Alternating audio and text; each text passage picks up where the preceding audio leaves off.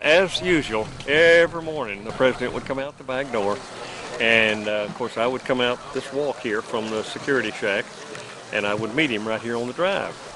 And then this particular day, though, we were walking down the drive here, and he was shuffling real slow.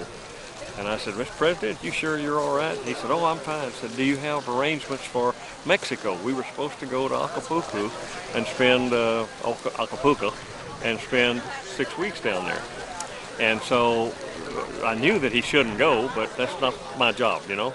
So we were walking along, and I said, "Mr. President, I really think you ought to go sit down someplace." He said, "Sweetheart," and he told you that when he wanted to get a point over. He said, "Sweetheart, don't worry about me." He said, "None of the men in my family live past 65, and I'm not worried about it. I'm ready to go." And I said, "Yeah, but I'm not ready for you to go." And so anyhow, we turned around, came back up here. He got in his Lincoln, and he picked up Joel Malachek and was going for a ride. He said, "Y'all go with me," so I did. We followed him along, and we went up on the hill and around. And so he stopped and talked to me one time about getting a spare tire fixed for her. And so anyhow, when we came back to the house, he said, "Now, Mike, we'll ride around again this afternoon, or this evening. But I'm going in right now and take a nap." And this was right at noon, just before noon. And so he went in and lay down to take a nap. And he said, "By the way, would you go see about Lady B?" That was his mare. And so I kept her down at the house. So I went up to the barn in one of the Secret Service pickups to get some hay for her.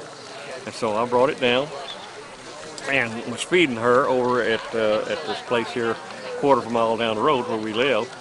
And so I got a call on the radio, and it was him. He said, he was talking to the office in there, and he said, "Get me Mike. Mike, where are you? Get me Mike."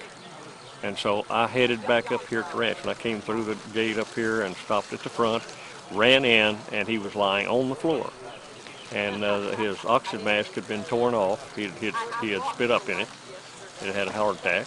And so we gave him CPR, myself and another agent, Ed Nowlin, and we gave him CPR. We called the doctor in Johnson City, Dr.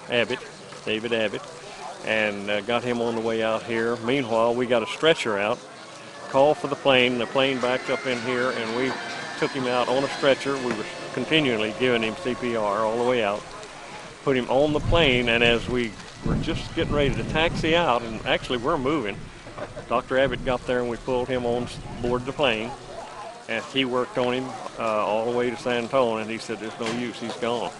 And so that was what happened that day. And you were there? Oh, yeah. In the plane? Yeah, I was in the plane, and when we landed at the International Airport there in San Antonio, I got on the radio and I called Washington first to tell them that we had Old Texas, which means the president's expired. And then we called for the helicopter to pick up Mrs. Johnson and bring her to San Antonio because we were going to take the body over to the hospital there at Fort Sam Houston, or Brooke Army Medical. And so we waited for her to get there, and she came in on the chopper, so I went out to meet her and told her, I said, "Mrs. Johnson, he just didn't make it this time." And so we took him to the hospital, and we went over there, and they did an autopsy, and then we came back then to Austin for a press conference with Tom Johnson and told him what happened. So that's the way it happened.